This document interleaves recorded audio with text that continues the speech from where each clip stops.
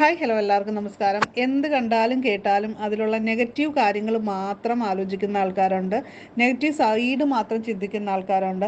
ഇവർക്ക് പറ്റിയിട്ടുള്ള ഒരു ഹസ്തമുദ്രയാണ് നമ്മൾ ഇന്ന് കാണിക്കാൻ പോകുന്നത്. അപ്പോൾ പോസിറ്റിവിറ്റി നമ്മുടെ ഉള്ളിൽ തന്നെ ഉണ്ടാവേണ്ട ഒരു കാര്യമാണ്, നമ്മുടെ ചിന്തകളിൽ ഉണ്ടാവേണ്ട കാര്യമാണ്.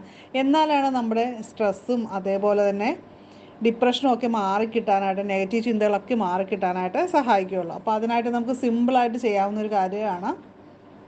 ആദ്യം കൈ ഇതേപോലെ നിവർത്തി പിടിക്കുക, അതുപോലെ തന്നെ മോതിരവിരലും ചെറുവിരലും മടക്കുക. എന്നിട്ട് അതിൻ്റെ ഇടയിലേക്ക് നമ്മുടെ തള്ളവിരൽ ഇങ്ങനെ വെച്ച് കൊടുക്കുക.